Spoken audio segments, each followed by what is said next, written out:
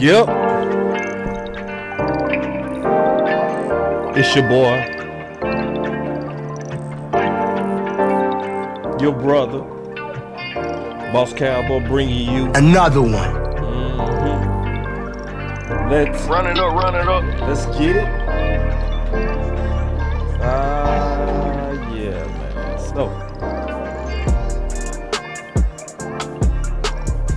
So we are today keeping a running total track. I was gonna say total. We keeping us a nice little old track, as we should. Yep. It's very important that we keep a track on Terence Steele. So we gonna break it down because he's one of the key pieces, obviously, to the Dallas Cowboys for a lot of different reasons. There have been rumors, but you know your boy Boss go investigate and we go kind of put it together. The good news is it's coming together. It is coming together. So I'm gonna break it down. We gonna kind of go through it. We go really start unraveling this puzzle because I think I'm starting to see. So y'all just sit back, get ready for another one, and we go give it to you. Run it up. Let's go.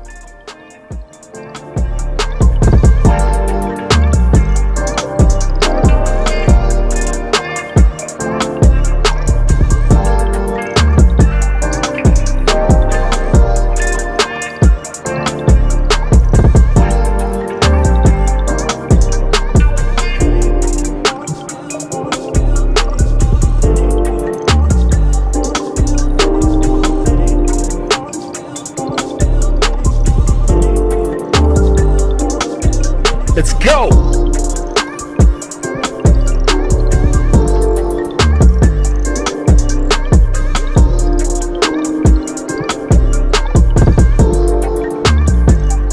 Let's go, man. Let's get it. Another one.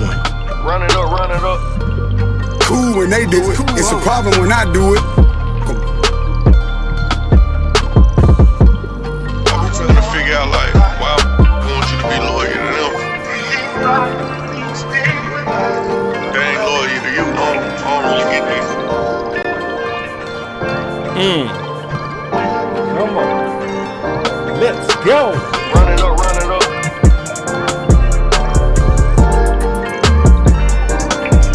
I see y'all coming in building. I see you. Like crazy. Q-Dog, Steve, Keystone. I see y'all. Sin City, Dope Meister, Queen Cowboy, Queen, let's go. Aaron, I see you. Let's go.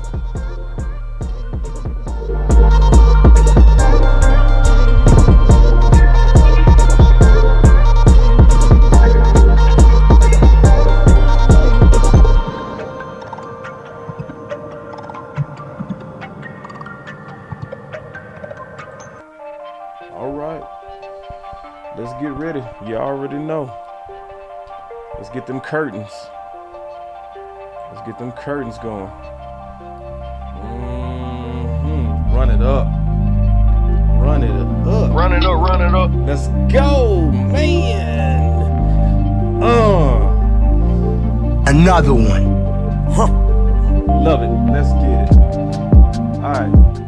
So you know your boy Boss is keeping a close eye on this Terence Steele watch. And I think we getting closer to some stuff. I'm gonna break this down and kind of put it all together. We'll talk through it. Some of this gonna be a little bit of repeat because A goes with B. You gonna see what I'm talking about.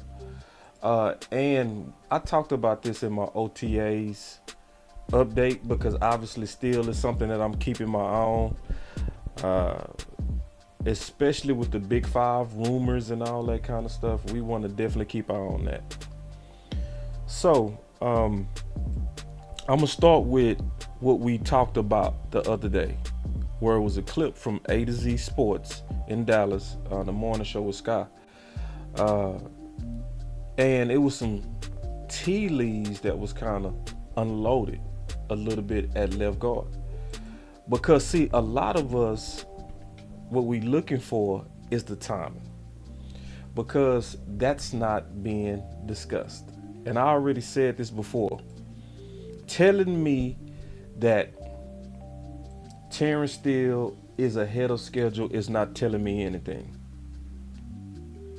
It's not saying anything. Until you tell me what the original date is of his expected return, ahead of schedule means absolutely nothing. So, I'm not falling for that wee-woo. Oh, you see this guy? See this guy? Number one bullshit guy. He do the wee-woo. At all. I'm not falling for it. And I'm keeping my own in because the Dallas Cowboys are intentionally being vague on this. And I said this before. We got evidence that they have not been vague in the past. When it came to Clark, I don't know if y'all remember, but they gave a very accurate timeline on Clark. Hold on, let me see if I can pull it up. Y'all give me 1 second. Let me try to pull this up real quick. I didn't have this prepared for the show, so I'm gonna have to find it. But y'all give me 1 second. Let me see if I can find it real quick, because I already know I did a video on this. But let me just show y'all so y'all can see what I'm talking about. Like, forget explaining it. It's better when I can show you. Give me 1 second. Let me see if I can find it real quick.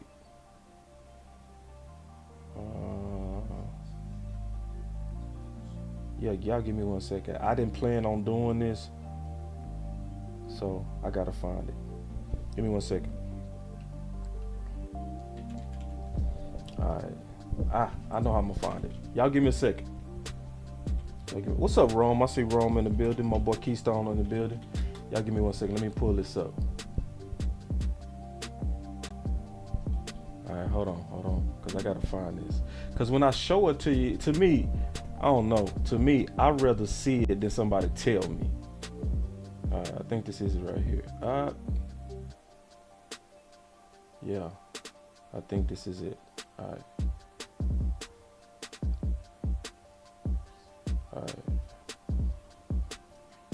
Let me see. Yep. I think I found it. Alright, here we go. Whew. Hey, man. When you flying these planes, it is real deal. So let me just show y'all this real quick. And then we go kind of get into this content and keep breaking it down. All right. Whew. I'm glad I found that pretty quick. All right, here we go. Check this out. Turn off this music first. Check this out. Here we go. Clark's injury, can you just talk about that and the expectations for him? Well, I think we've got a good feel for it in terms of what we're looking at with him. I mean, he's definitely going to, at a minimum, be a PUP guy. And so he'll miss, 6 months from his time of surgery. And Huh? Wait. Let me watch this again. Hold on. Clark's injury, can you just talk about that and the expectations for him? well, I think we've got a good feel for it in terms of what we're looking at with him. I mean, he's definitely going to, at a minimum, be a PUP guy. And so he'll miss, 6 months from his time of surgery. And I mean, this is a guy who works. And football is very important to him. Very committed to getting back, and is going to work through his injuries. And if anything, he's going to be one of those guys that's ahead of schedule. So it's not a redshirt year. He could have a chance to play this year. Absolutely. So wait just 1 minute. So you mean to tell me, and that was when he was drafted, they said that right there. That's when he was drafted. And if you go check them timelines, because I've already done that. You know me, I've already done the timelines. When it came down to Clark and his surgery, they was almost able to tell you up to the week of when he was coming back. And it was the day he was drafted. This clip is from draft day. Yeah, this one. That is from draft day. So you mean to tell me before he was in the building, you knew when he was coming back? But when it comes to Terence Steele, nobody know. Nobody can tell you the approximate date when he's. See, that lets me know it's some wee-woo going on. Oh, you see this guy? See this guy? Number one bullshit guy. He do the wee woo. It is definitely some wee-woo, like for sure. I'm not mad at it though. I'm really not. I'm not mad at it because I do like the organization moving in step. It's just sometimes I'm not gonna fall for the gamesmanship, and I can see through it. So with one guy, you was almost able to tell us down to the exact week before he was drafted. With the other guy, you talking vague. He's ahead of schedule, but nobody knows when the expected date is. Nobody. So we go break this down, man, and we go start investigating this ourselves. You know how it go. We go always look at it ourselves. You know, that's just what we go do over here. But I'm just explaining, and I was showing, and I wanted y'all to see. When it comes down to the medicals, usually they have a real good feel of an approximate return, especially when you saying stuff like ahead of schedule. You can't say ahead of schedule unless you had an anticipated return date. So I'm sensing some wee-woo. I ain't mad at it though. I'm gonna say that again. I'm not mad at the wee-woo. I'm just not falling for it. So now, like I said, I want to listen to this A through Z Sports where we can hear from Patrick No C Walker, and then we go break it down again, but we go get into it with a little bit more substance, which we can potentially start looking at key dates to unravel the riddle. And then what we go also do is we're gonna kind of look at, yeah, he say knees though, boss, yeah, Steve, yeah, with knees. See, when it comes to an ACL, you can give a range safely, because they was given a range with Gallup on his ACL. They sure was. Yeah, and still is not ready. So yeah, with an ACL, you should have at least an idea. Yeah, you should. Yeah, so especially they're saying ahead of schedule. So that means they have an original schedule. They just not telling you the original schedule. They just saying ahead. So what's the original schedule? That's what nobody knows. Nobody knows the original schedule. So just listen. Here we go. But I'll say this, because I know we got to close up in a second. Let's touch really quickly on the offensive side of the ball. Yeah. The battle at left guard. Hold on real quick. Also, I do have this link in the description. I want to let everybody know that, you know, just period. I always do that with every response that I do on all these videos. So just wanted to say that the full link is in the description. / swing tackle. Is that telepathy again? That's going to be very interesting, because so you have Asim Richards, rookie 5th round pick. He has flexibility, played a lot of tackle, but he played some guard with North Carolina as well. Kept his quarterback not even relatively clean, but very freaking clean at the tackle position. But he can slide inside. You have a competition between him, and people are forgetting about the signing of Chuma Edoga. They're very high on Edoga. So it's kind of like for left guard, you're talking about Richards versus Edoga versus Farniok, who's primarily a center, but they're looking to get some flex work out at left guard as well. But then at tackle as well, Richards is going to get some play there, but that puts him up against Matt Waletzko. And, you know, it's going to be interesting to see who wins out at left guard, because whomever wins out at left guard behind Tyler Smith, if they are good enough, then it makes the conversation that much more challenging as far as, well, are they good enough that we can have Tyler Smith at left tackle and then have Tyron Smith as swing tackle? which kind See, whenever he say that, I want y'all to know, because he never said it, but I know what he's saying. What he's doing when he says that, he's assuming then that Steele is back. Okay? That's why he said Tyron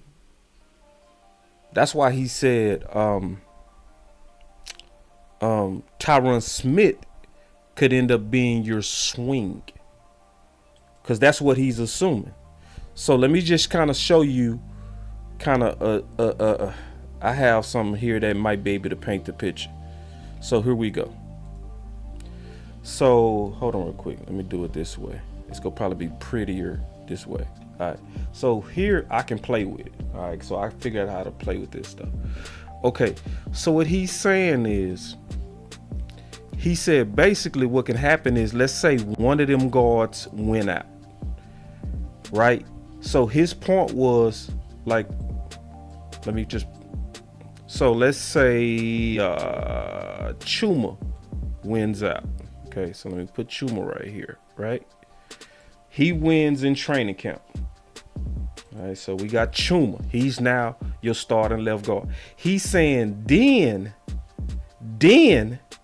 Tyler Smith can be your left tackle. Okay, Tyler Smith, he's your left tackle now. Steele is your right tackle, which then moves Tyron Smith to swing. Okay, so now I have the ability to play with this live. So when I take calls and people want to kind of go through this and give different scenarios, we can now play with this. But that's what he was saying. Now, it didn't come out, but you had to put it together, because that's the only way Tyron Smith is going to be your swing. That's if Steele is back. So I just wanted to explain that as he was breaking it down, because it didn't come out his mouth, but I knew what he was saying. So I just wanted to just kind of explain that as we listen to it. Here we go. of leads me to say anybody talking about putting Tyron Smith, as much as I love the guy, first ballot Hall of Famer, Terence Steele is a better right tackle. Let me pull out the microscope and slide the offensive line under there real quick, because I want to dive a little bit deeper into this situation. Steele is still recovering. He's still rehabbing, right? He is. So yeah, he's still recovering. He technically won't be out there. So we'll see a unique offensive line today, correct? That is correct. Terrence. So this was the first day when the media was out there. So that's why he said today. Just kind of explain it. Here we go. That was last Thursday. Here we go. Still, he's on track. So he said he's on track. But listen close. No word yet on if he's going to start training. No word yet. See, because they not said it. See, when he say no word yet, you got to understand, as an insider, he's going to ask the question. So when he say no word yet, that means they didn't tell him. And my boy Tripp say Steele sucks left tackle, all pro at right tackle. I'm gonna be honest, I think a lot of people looking at that wrong. Steele out. Let me say it like this. Steele sucked that right tackle before he got good. See, when he had to play left tackle, he was just thrown out there. He wasn't even practicing on the left side at all. See, think about it. When Tyler Smith, even though he was thrown out there at tackle, at least he was playing on the left side. So his punches and all that type of stuff that's important, his time and everything that's important in the comeback was at least worked. See, with Steele, it was different. When he was thrown at left tackle, that's because Tyron Smith went down and it was nobody else to do it. The most important thing is this: as he played left tackle, he got better. So I'm not counting him out to be able to play it, maybe. But if they was to do that, they would have to give him the cross training to make sure he's ready. So I just want to be careful not to say Steele can't. Because I'm going to be honest, I think Steele can play any tackle. I think he can play any tackle. I think you have to work him in, but once he get going, I think he can play any tackle. I think he's that athletic. I do. I just think it would take some time, but I think he's that type of athlete that could figure it out. That's just me. All right. But going back to this real quick, because I was showing that they not telling him. So he said no word yet. Here we go. That is correct. Terence Steele, he's on track. No word yet on if he's going to start training camp on PUP. My money on the table. I think he does start training camp on the PUP list. Physically unable to perform, just buys him more time. I think he's on the field come. All right. And so what he did is he then gave his opinion of what he thinks is going to happen. He said that he thinks he's going to start on PUP. All right, physically unable to perform. So if we look at the PUP and we understand the rules, we can then start getting an indication of what could happen and what are the key deadlines. All right, so that's what I want to get into this, and then we go get into some more clues that came out from Michael Gehlken. All right, so I didn't talk about this last time, but I'm gonna talk about it this time. So here's the PUP, all right, and this is the definition of the PUP according to actually the NFL. All right, so obviously the source is good. The key things is gonna be these dates, important dates. All right, so let me try to make this bigger, because these dates are gonna be what we need to keep our eye on. All right, we need to keep our eye on these dates. All right, so first things first. The physical unable to perform list, better known as PUP, is a designation for players who are physically unable to perform football services due to football-related injuries. These players can participate in team activities but are not allowed to practice. So when you go back to what he was saying, right? That's then saying, so we can get an idea of what's going to happen if he starts training camp on the PUP. Let's listen to it again. Week 1, barring any setbacks, but that means, like you said, that is correct. Terence Steele, he's on track. No word yet on if he's going to start training camp on PUP. My money on the table. I think he does start training camp on the PUP list. Physically unable to perform, just buys him more time. I think. So basically, what he did also saying, because he said it buys him more time, which is true. But the most important thing is, and not even just buying the time, is that he can't practice. So if he can't practice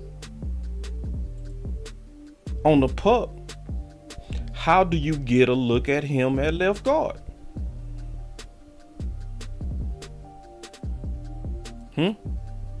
How do you examine best 5 if he's not practicing?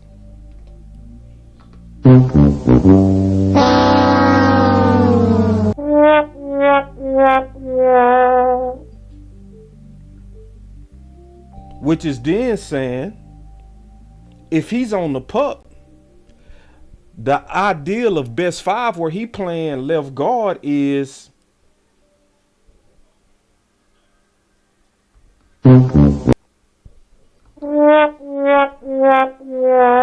oh, I got a better button. Here it is. Oh, you see this guy? See this guy? Number 1 bullshit guy. He do the wee woo.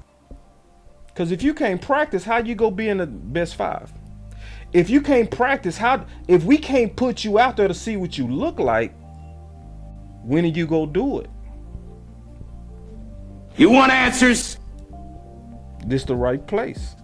Because we got to look at all the clues and put it together. So when you understand the PUP and what happens on the PUP, then you can start putting 2 and 2 together on if it's wee woo or if it's a real possibility. Because the more I pay attention to what's coming out, because y'all know I'm gonna keep my eye on this and listen very closely and read very closely to what's going on, because Steele is obviously a linchpin to the organization. So let me go back to no C and let's keep going through the clues. Well, let me go through the pup again real quick and kind of explain something. So going back to the pup and understanding the definition of the pup, did that make sense to y'all? I just want to make sure I wasn't talking too fast. Did y'all get what I was saying? Like if you on the pump, see, and you can't practice, then you can't know if he's the best 5, especially at a new position. It's that simple. So one of the things on the active pup list, this is the thing that's important. The active pup list versus the reserve pup list. It's a key difference that has a lot to do with timelines with Steele. So first, the active pup list are players are placed on this list during training camp. So this is what he's talking about, being placed on the active pup list. Active, because that's during training camp. And if you on that and count towards a team's 90-man roster, players, this is key. Players can be removed from the list at any time during camp. I see y'all saying take a light break. I'm gonna take a light break in just a second. Let me just get through this pup and we go so that everybody can understand it. So when Mr. Patrick C. Walker talked about he can be put on the pup list, it's also the fact that he can be taken off and added to training camp at any time. So that's key, right?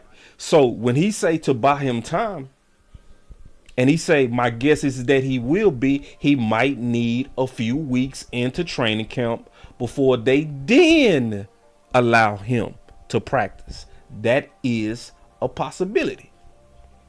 Since we going into, hold on, man. I see y'all let's take a light break because I see y'all getting aggravated with the lack of likes. So let's take a break real quick, and I'm gonna get back into this content because this is good stuff. If we break this stuff down and we look at all the clues, it comes together and you start seeing it. So everybody take a second, hit that like, because the executives, all the people that's in the building that's a part of the chat, that we are called executives. You can't have a boss without executives. You don't. You gotta have executives. So all the executives that's in the building that's watching, hit that like as we kind of breaking this stuff down, because we going deeper than most, just straight up. And I see y'all mad. I'm seeing shame, freeloading, lurkers.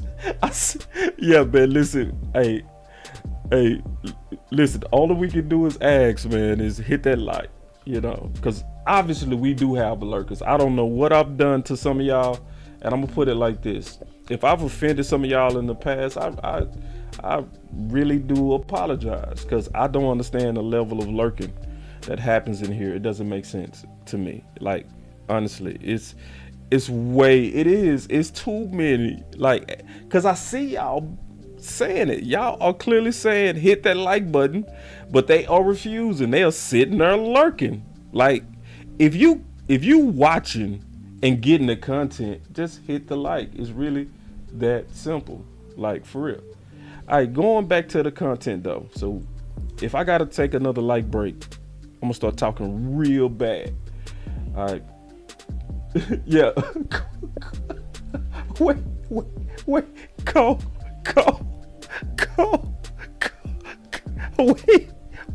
Wait. Cole. What's up, Cole?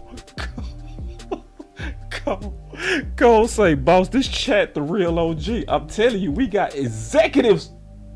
I know. I need to give her some wrenches. You right. Cause see, I know Etta. I need to give her wrench for sure.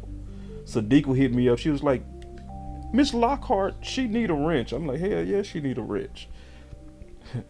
Hold on, let me do that right now. Y'all give me 1 second. Let me add this wrench. Y'all give me 1 second. We gotta add some shooters. Hold on real quick, cause listen, and this is the rule. If I add a wrench to you, you also got to be a shooter. All right. So if somebody come in here tripping Especially if I say shoot them. Everybody around me shooters. Ain't no telling who was shooting, nigga. All right, hold on real quick. Miss Lockhart, we making you a mod.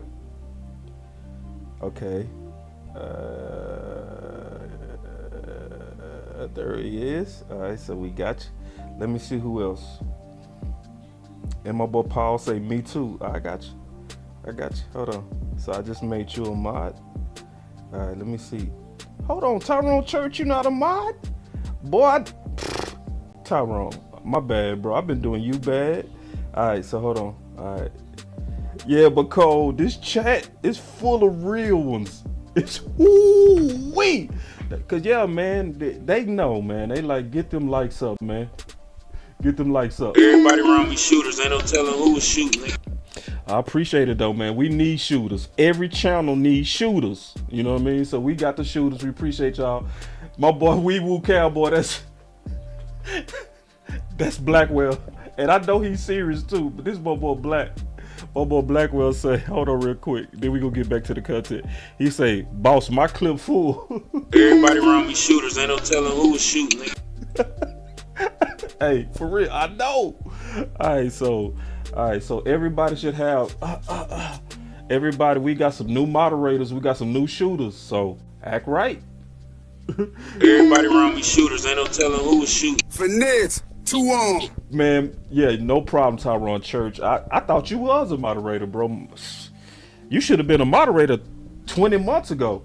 You and Miss Lockhart. Jesus, for real. Real talk. So anyway, man, we appreciate y'all helping get them lights up.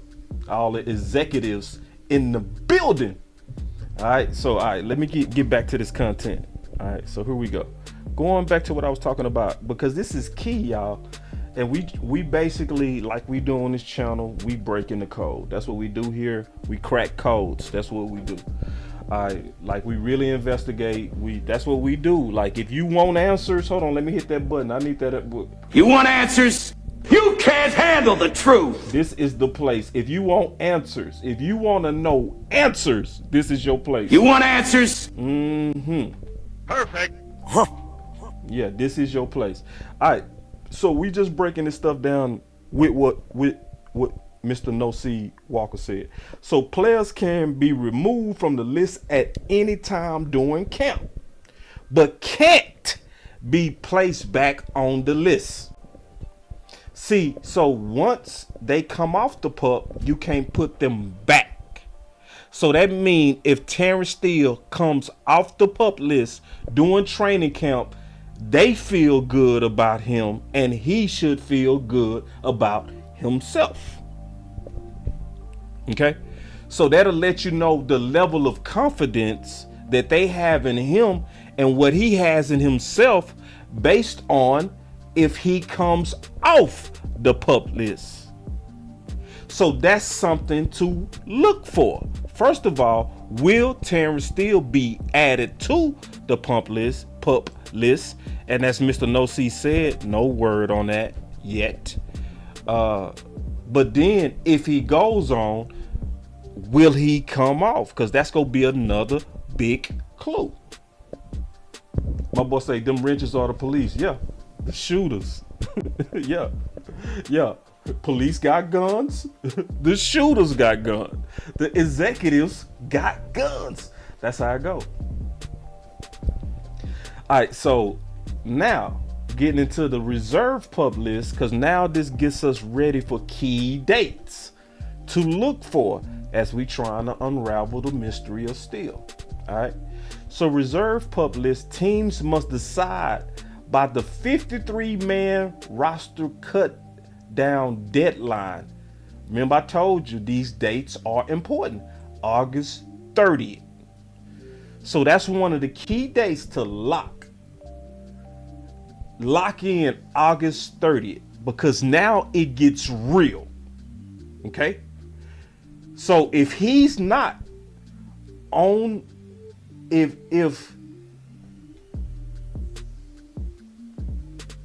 he is on that pup list by the 53-man roster deadline date, players on this list at that time must miss at least the team's first 4 games. So the reserve pup list is going to tell you everything. And August 30th is going to tell you everything.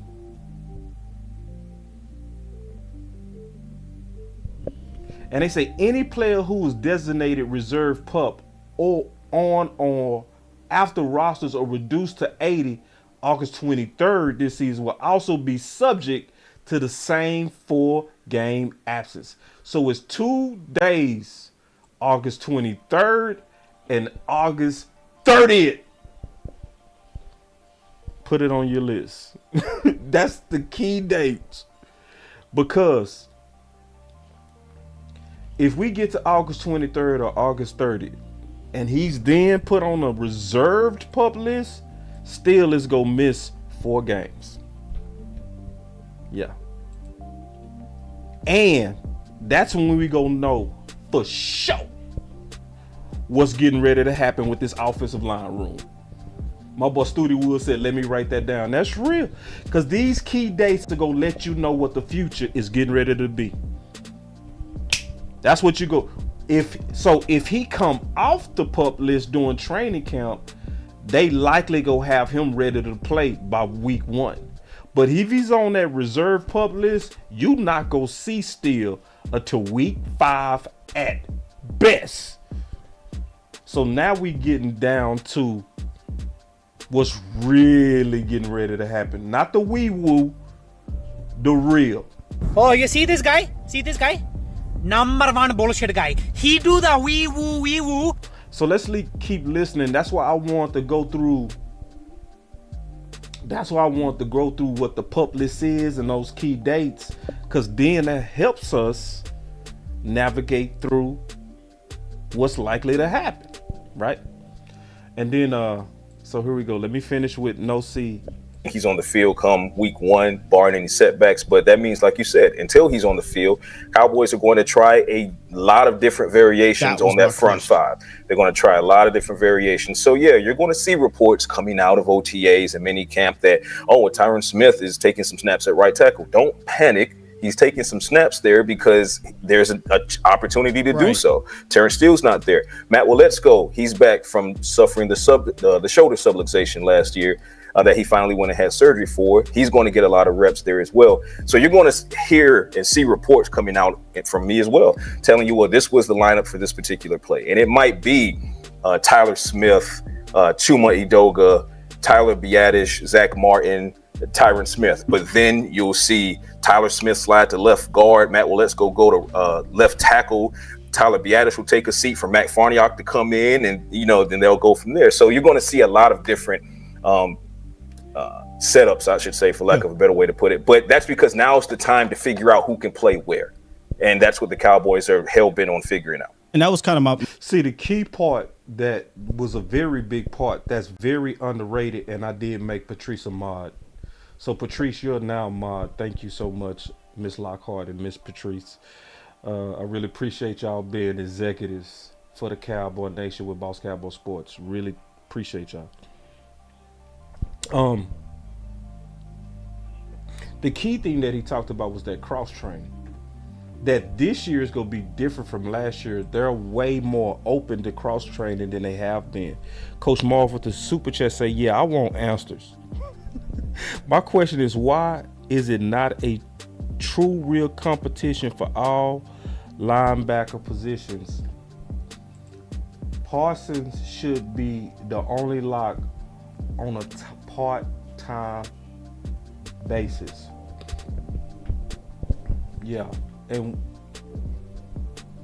when I do a linebacker show, Coach, we gonna definitely talk about that. We gonna have to really go in depth at linebacker. I like linebacker though. I think we talked about this on the phone before, Coach, but you know where I stand on that. I think linebacker go work itself out. I really do. I think we have plenty of depth.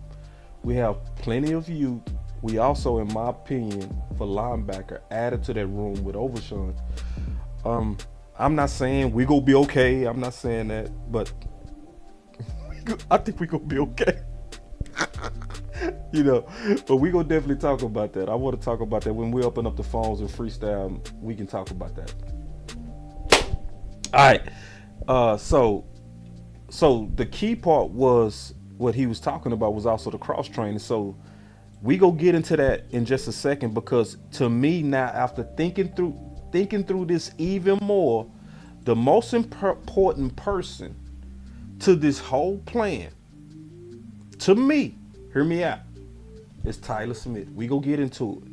But Tyler Smith, to me, is the linchpin of this entire plan and must be cross-trained. Must. So all the boss, he needs to just stay at left tackle, people.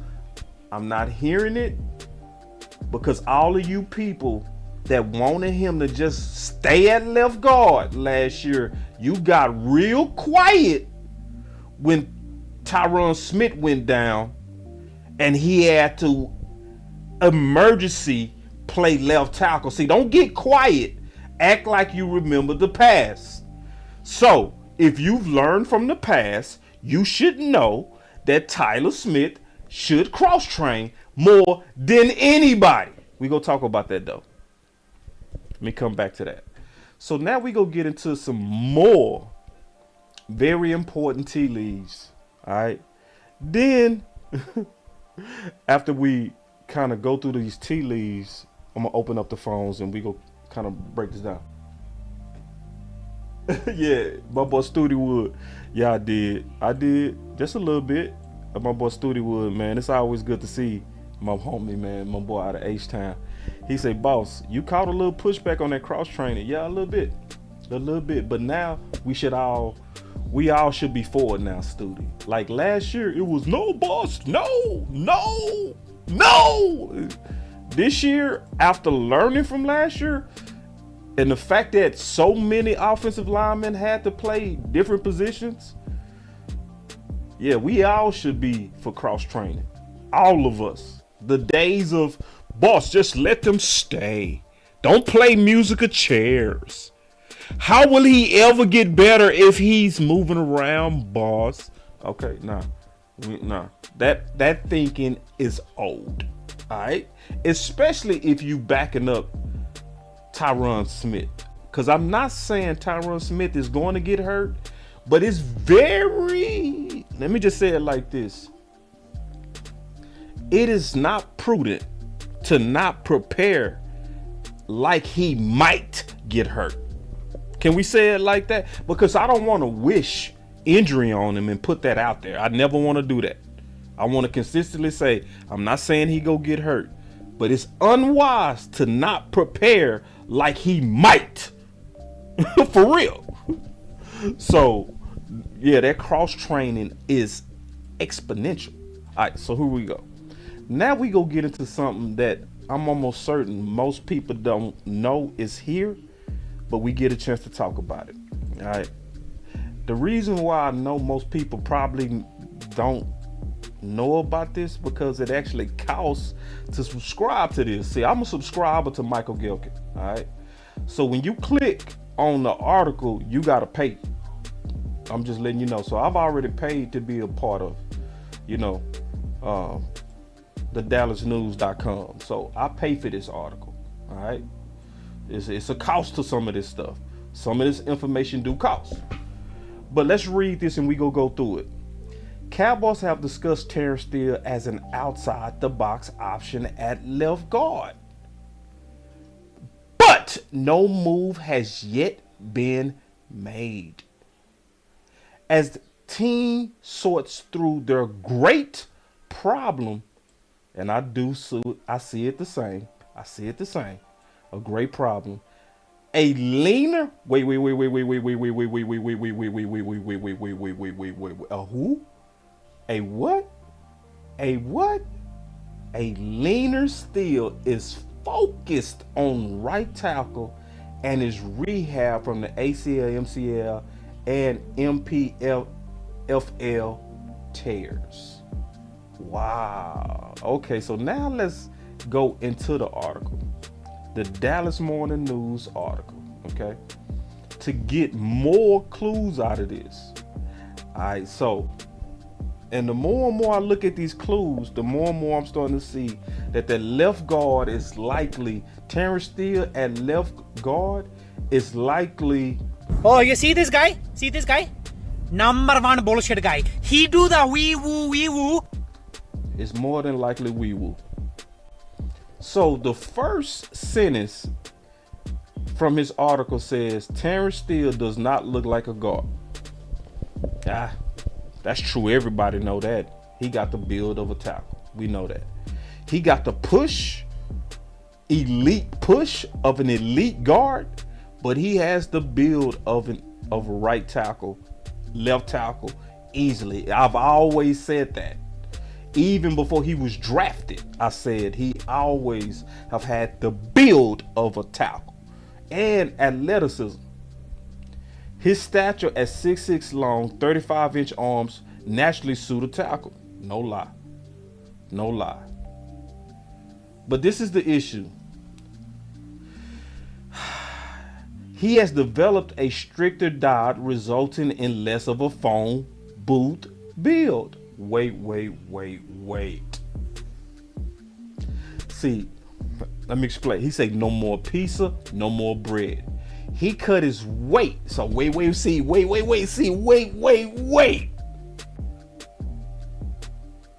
He cut his weight from the low 320s to 312.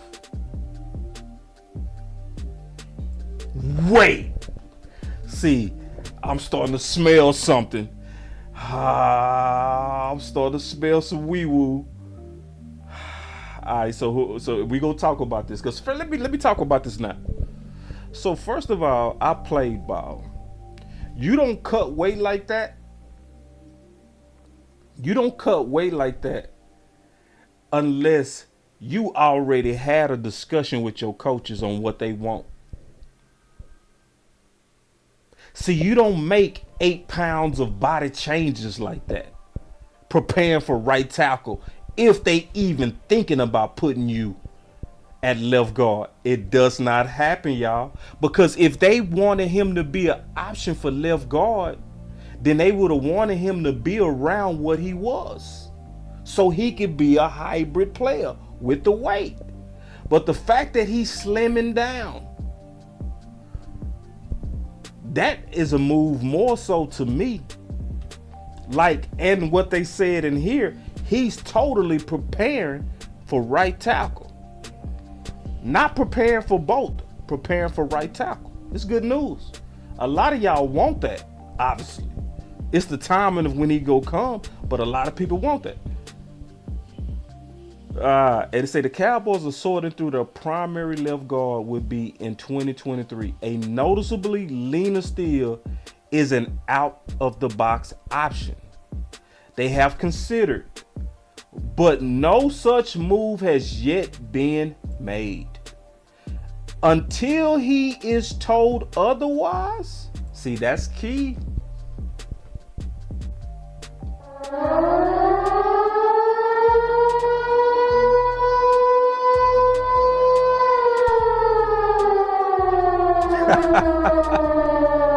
Until he is told otherwise. So what does that mean? That means he's been told to prepare to play right tackle.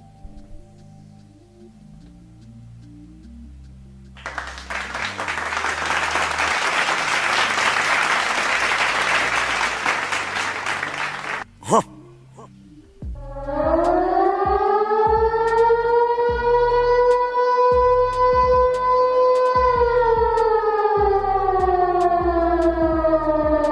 Yep. So Steele is focused on rehabbing toward a return to right tackle while others compete at left guard. So now we starting to get a clearer picture of what the real plan is. That's why sometimes you got to pay for some of this stuff.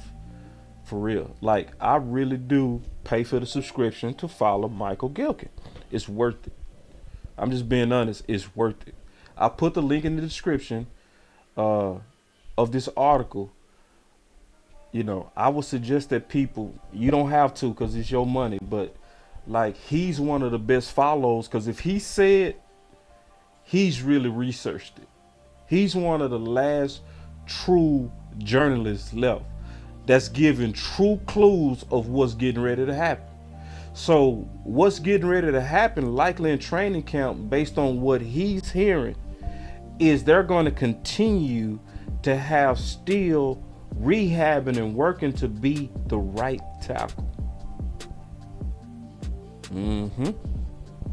So it's making me start to see that that left guard was likely Major Wee-Woo. Oh, you see this guy? See this guy? Number one bullshit guy. He do the wee-woo, wee-woo. Because especially if they put him on a reserve pup. Because then if he's on that reserve pup, and then they still talking about best five, my question is, when, if he's in the season by game 5, when would they have time to work him in to left guard to even see if he can do a good job at it? When? It's more so saying likely, just keeping it real, their plan is to solve this left guard from within. See, I'm just looking at the tea leaves, and that's what I'm seeing. That's why I said, like, you know, based on what Patrick Nosey said, right? My follow up with it was based on what we heard from Patrick Nosey, and based on what we got out of the article. When you put Patrick Nosey together with Michael Gilkin, you get a clearer picture of what's going on. When you add the pup knowledge to what Michael Gilkin is saying, now we got a better picture of what's likely gonna happen.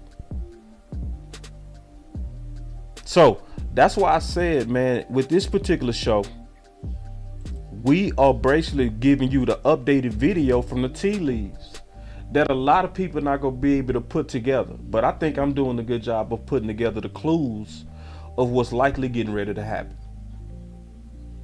So obviously I've been through a bunch of different scenarios, but now the scenarios are starting to become clear. It's starting to become very clear what likely the future is getting ready to be. So give me 1 second. Let me take some calls real quick. We opening up the phone lines. All right, we'll open up these phone lines. And what I want to do is, with these phone lines, if you want to talk about the potential options, now I can play with this. Okay, which is cool. I like this, being able to play with this. This is gonna be fun, where we can play with this live. Cause see, I think I see some scenarios of how this go play out, right? So it's a lot of people, they've been saying, and I got the phone lines open now, so if y'all want to call in, this would be a good time. All right. So, it's a lot of people that want to see. Hold on real quick.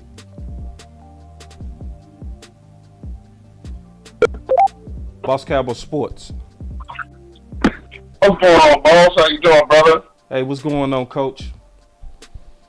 What you got? Yeah, man. Let's talk a little offensive line right quick. Let's go. Do we need to use the chart? Because I got the live chart where we can play with it. Yeah, I can see your chart. You can use the chart. I'm looking at it now. Let's go. I can see it. Yeah. Now, first of all, I want to preface, man, again, I'm loving the moves of this off season. I've been very happy about our moves and how we are moving. And I'm happy with where we're moving with this offensive line. And I want to preface it because I know people are talking about the offensive line, but I don't think our offensive line was bad last year.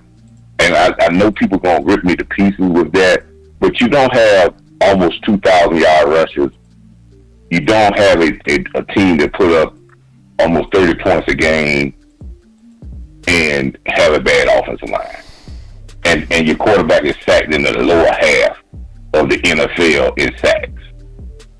You don't have a bad. Now, do you have some hiccups in the offensive line?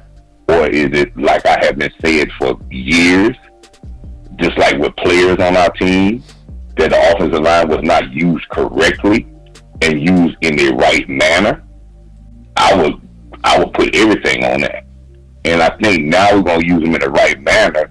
That's why I believe that what we're doing with the offensive line is going to service them well, because I think they're going to frame their offense to the strength of the guys in the offensive line and not point out their weaknesses. I think that's why you had ball moving inside, because you're going to his strength of run blocking and playing in a box instead of being out there to his weakness of footwork and being on the outside. I'm not saying that he's going to be the starter, but I think the Cowboys are looking for two guards that can be productive in this offensive line, because as we talked before, we cannot just say, oh, Zach Martin's going to be healthy the whole year. There's no doubt about that. That's a no-brainer. So what if Zach Martin goes down? You need another guard, as well as you're looking for a left guard, but you need another guard. And I pick up on the tea leaves that McCarthy has said in his interviews earlier about having continuity in the offensive line and being prepared for injuries. So that's why I think that their cross training is a must. Me and you have talked about this, Boss. You were so much on point with this. Cross training is a NFL with offensive line is a NFL thing. Yep. I think sometimes we think because our offensive line play in different positions that no other team does that. But I'm telling people, it's done all over the NFL. Oh. You only have a roster of 53 guys. You cannot say, oh, I got 5 guys that they can only play that position. Right.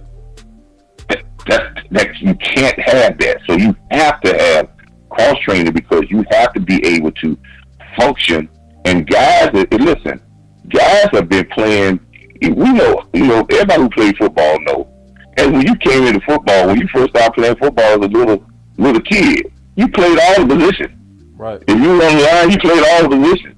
And when you got to college, you cross trained. You played a lot of positions, because you had to find out where you had to play if you wanted to get on the field. So this is not nothing uncommon that guys act like that. That's going to hurt their game. A lot of guys that don't want to cross train, teams get rid of them. Because they're like, hey, we just can't pigeonhole you in one position, because we might need you in a multiple position. Right. So I think that's a good thing to be going. Yeah. So when I look at your chart here, my emphasis has always been on Terence Smith's contract. Now, if the Cowboys expected Terence Smith, they say he was their best 5, like Steven said, we're playing our best 5. He names Terence Smith as our best 5 guy. Yep. There would have been no question where they would have extended his contract for a year, and he would be on the roster at starting type of money, because he's the best 5. That's a common sense thing. If he's the best 5, right? Why would we have to negotiate his contract down to basically a minimum basis based off his playing time? Right. His contract, basically what you're saying, it says swing more than it says best 5. It says swing more, and it says swing, and it was an urgency because you had a Terence Steele that had 2 torn ligaments, and you knew as a Cowboy staff that he was not going to be totally. We're taking for granted that he's not going to be totally wide open healthy at week 1, maybe all the way to maybe week 5, because we understand from our past things with knees, We took that with Michael Gallup, and we never got Michael Gallup. We rushed him a little bit fast, and we seen that with Cox because he labored a little bit because we might have rushed him too fast. And we're saying as a team that we're not going to rush Steele. We want him to be at ultimate level. And if he's there for week 5, going all the way to the rest of the season into the playoffs, and if we know we got him at his ultimate, then we'd rather do it that way, and we'll be more secure with a all-pro Hall of Famer guy in Terence Steele for a 5-game stretch. Right. So, and then we'll feel more secure about having one of the best swing tackles in football if he has to play. And if he has to play, then we'll pay him as a starter. But we're not going to put him out there to say he's going to start 17 games because our salary structure, he's going to get all this incentives, and then that salary is going to kick in towards our salary. That's another, I think, $10 million you're going to kick into your salary if you get all his measures. So they're not trying to let him get all his measures. Yeah. They're not trying to do that. So let's see what I'm saying? Yeah, I see what you're saying. So let's talk about it. So right now they have let's put Steele in the medical tent. That's where he is right now, right? So right now they have Tyron Smith, which makes sense based on his incentive-based contract, to be playing the right tackle, right? He's a Band-Aid, likely until Steele gets back, because now with what Michael Gilkin is saying, the fact that he's lost 8 pounds, the fact that he's playing and preparing to be right tackle, he's gonna be the right tackle. That's what I'm seeing now. Okay. So, in my opinion, Coach, just looking at this, my thing is the most flexible person need to be, in my opinion, Tyler Smith. Tyler Smith, in my opinion, need to be prepared to go to left guard. Because out of all the guards that we have, I think somebody's gonna work out. Like, real talk, right? The OC did a real good video where basically the person that's being slept on probably the most is Fournier. Okay? Because from a measurable perspective, he graded a 9 out of 10 on the raw traits of a guard. Yeah. And he, because his first time playing was last year, should get another jump going into this year. So I like it. Yeah, me too. So I'm thinking, and they're trying to hide it. I'm gonna tell you what. Let me tell you why they think let me tell you why they're trying to not only hide him and maybe hoping another guy they can say, okay, he could be the swing guard more than just being the guard. Let me tell you why. And this is a game that they're playing. Because if you look at Fournier, he's not only graded better at guard, if you watch his film at center, he is a very good center with power. Yeah. And who's a free agent at the end of the year? Tyler. Your center. Yep, so you don't want to pick on him in there because he is probably your guy that you're going to have leverage over your center, because he can probably be that guy to step in, and you think that he is a valuable piece. So what you're really hoping is you don't want to lock him in the starting guard, and now you don't have the valuable piece of next year with the center. I know that's thinking next year, but he is your best backup center, because the time he played the center, if you watch tape on him, he did very well. And the only reason he didn't play center when Tyler Diaz got hurt last year, because he was hurt. Yeah. So if I was betting right now, I know they talking about Ball, right? I've been hearing about Ball, but that's, to me, Ball, even though he's a good run blocker, he played his tackle his whole life. You know? So they just hoping he can cross over to guard, versus with Fournier, you actually have somebody that's pedigree for the position and cross-trainable to center. Yeah, he is a center. He can play center, and he has done that coming out of Nebraska. Fonyak played all five. He played guard, tackle, and center in college, so he is used to doing that. That's why I say you do it in college. He did it all in college. He played all the positions in college on a regular basis. So he is a guy that's used to doing that, and he's got power. We didn't have no problem with it with the games that he started. I think sometimes we get wrapped up in. Oh damn! I accidentally hung up Coach. Let me call him back. Accidentally hung you up. Please Coach. leave your message for. Hold on real quick. Okay, you back, Coach. I actually hung you up. My fault.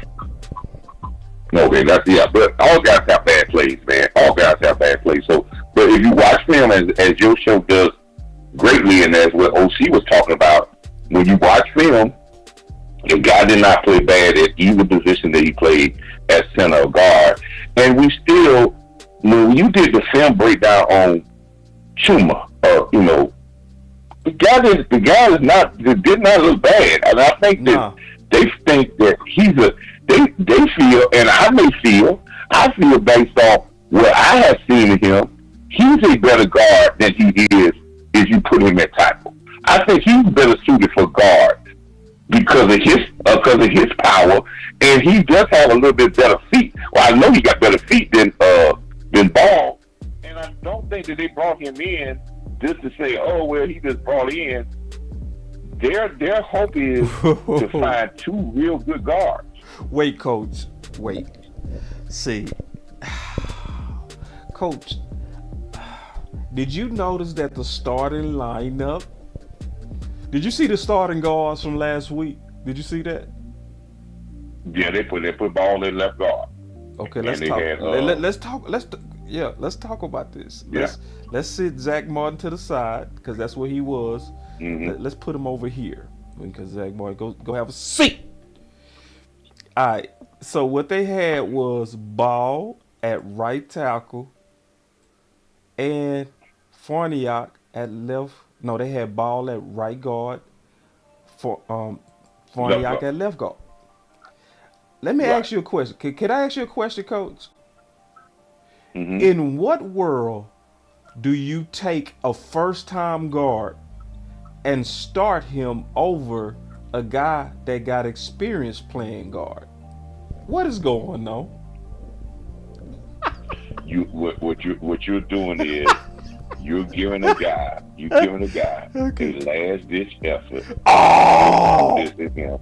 Wait, Coach. To see if he can come through with that position. You're trying him there, but like I said, the grass is going to show, and you giving him the reps because he has not played guard. But you giving him those reps, those first reps to build. But he already knows that he's not going to be playing there on a constant basis, and it's going to be a competition there because they're looking for a guy. Because they feel, just think about this, boss. If one of those guys come through a guard, now your offensive line is really set. Hold on, Coach. See, I don't think you see what I'm saying, Coach. I don't think you see what I'm saying. I see the politics in it.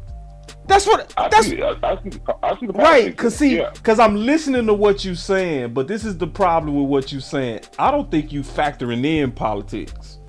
And that's a position. That's what I was saying.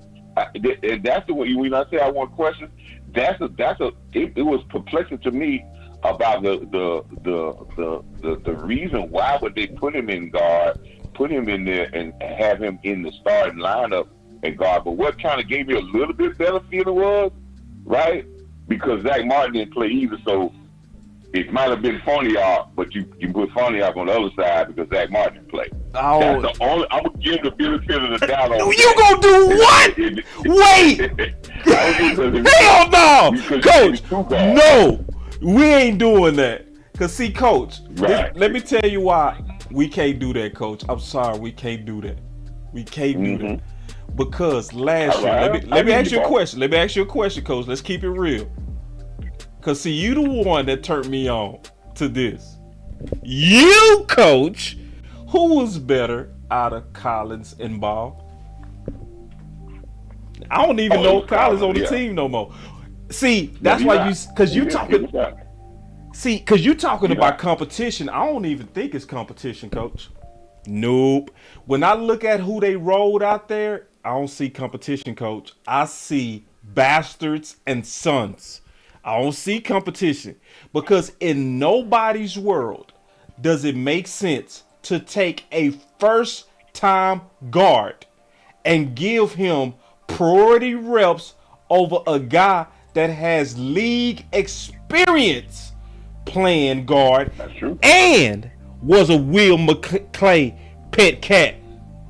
I smell wee-woo, coach. I do. Oh, you see this guy? See this guy? Number one bullshit guy. He do the wee-woo. He's gonna with that. He's gonna have to produce. Who? Because if you getting that preference of being the son, right? Who? Ball. Who? He's getting that preference of being the son. Okay. He's gonna have to produce. He's gonna have to produce. And the other guys are gonna be out there playing too. You know what I'm saying? So yeah, he might be getting the preference at first, and if we had the first OTA. As I always say, the grass would tell the story. Because you're right, he doesn't have the playing experience. Mm-mm. You can't tell me he's more physical than the guys that we have seen on tape, even the Forniak or the Chuma, because tape says that they just as physical as he is. Plus, they have experience. Plus, you can't tell me their tape is not better than Ball's tape. Even with his blocking, their tape is just as good at guard. So why would he get the nod? Yeah. Only reason he's getting the nod is because of the son factor. There's nothing else to say to that. Right, coach. And see, that's when I was listening to you break this down, and you was talking about it's gonna be competition. I was like, I think these boys this gotta feel like guard by committee, coach.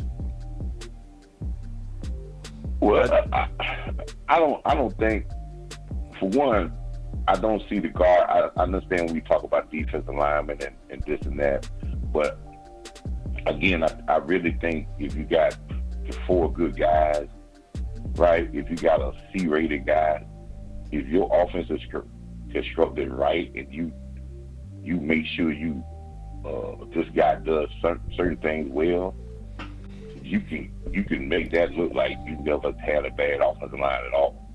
You know, every team is not gonna have great guys there, but I do believe you're so right, and that's what we need to have answers about. Yeah. Of why is this guy getting that push at first to be that guy at the left it don't make sense. At the left guard situation, because, and I'm again, I'll say, because my first person would have been, as I said, would have been Forniak, but I see what they it should have been Forniak and Chuma first. Should have been Forniak and Chuma, yeah. So, but they're looking at, and then they didn't play the West Coast at all. Or they didn't give him no reps at all. But again, I would say this: I had to give it a little less credence, because I said, okay, I can see what they're trying to do. They're trying to get guys that they want to depend on somewhat to see what they could do. It's like they were doing with receivers. They were getting out there, turfing out there in the outside. They were putting out there, sending me out there. They're trying to get these guys going for the competition level or whatever. So I would give, because it's very early. But like I said, the grass is going to play, and we're going to have a chance with tape during this season. No, Coach, you keep falling for it. You keep, and you know I love you, Coach. You know what I'm saying? But I see you going, because because you keep saying that, Coach. You keep saying that the grass. I can't say that, Ball, And I agree with you, and you are 100% right.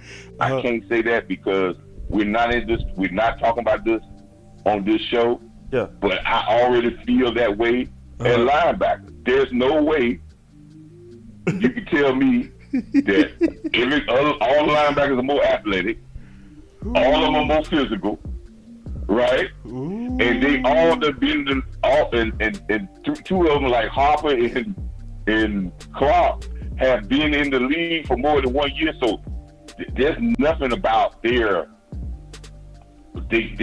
don't have they're pros now, and they can pick up on the defense. So why is one guy locked into a position you trying to find out who's playing beside him, and he's not an all-pro? He is nowhere close to being an all-pro. I hold on, Coach. So that's the same way I feel about with Chuma. Okay. Chuma has played. He has given you tape. He's looked good. He's been in the league more. He's had more starting positions at guard. He's had a game or so at guard. And the same way you feel about Forniak that started at guard for you, there's no way that you're doing a position change with Ball like he was a tackle, starting tackle, and you just ain't had no place to play him. So you like, he's so great, we just trying to find a place to play him because he was just that good. No. You trying to find a place for him to play because he's your guy. Right. That's all that is.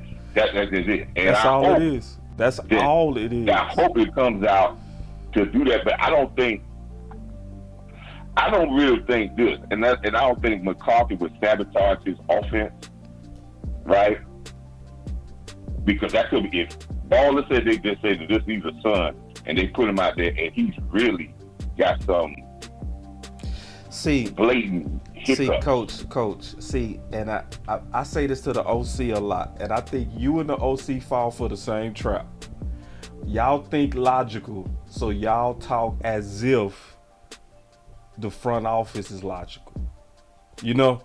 Like, for instance, because you say you don't think Mike McCarthy was sabotaged. See, it was clear last year that Collins was a better tackle, clearly, than Ball. But during the season, when Steele went down, who did they insert? Did they insert Collins or Josh Ball? Oh, they put Josh Ball. They put Josh Ball in there. All right. So I don't think this got nothing to do with Mike McCarthy sabotaging himself. I think front office with their what I call experiments sabotaged themselves. That's what I think happened. And I think to a degree, and I'm just keeping it real, Mike McCarthy as well as Dan Quinn get in line. They do. Like, I've been watching. Like, it's no way Fowler shouldn't have had more snaps than Armstrong. There's no way. So I think to a degree, front office still got their meddling hands in the mix. Just keeping it real, Coach. And that's true. But that kills me. That's the crazy thing when I come. And I hate to say this, but you're going to pick up what I'm saying here. When we talk about linebackers, all of them are sons. Yeah. I'm certain linebacker go work himself out though, Coach. You know what I'm let me say it like this. Harper and Clark are sons. I'm gonna say it like, and I feel you. No, I feel you, Coach. I feel you 100%. You keep going back to linebacker. Listen, I can't talk about linebacker, Coach. I can't talk about linebacker. Yeah, but I hope this Ball thing. But what you feel about this? What you feel about this, Boss? Let's say Tyron. Let's say, like you said earlier, and this talking about the offensive line. What if you said Tyler Smith, right? Is a key. Yeah. Let's say that none of the guards work out. Yeah. And Tyler Smith is your best remedy at guard. And let's say, well, let's go. And just saying hypothetical. Let's say Westco come out and he has a very good training camp and he's really saying that he can play, right? But none of your guards are really working out. None of your guards are really working out. Now you should, if you cross train, now you could say, okay, this could be still as good because now we can move Tyler Smith into guard. Yep. And move Tyron back to the left. Tackle. Yep. Right.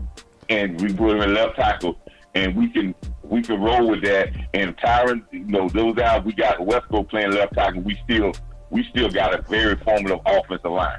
Okay. Right? Because let's talk about that's that. Why you have to I'm glad you brought that up. situation. I'm glad you brought that up because I think I finally figured out a compromise to all the people that want Tyron Smith to be a potential left tackle. Coach, this is why I said Tyler Smith to me is the linchpin to everything.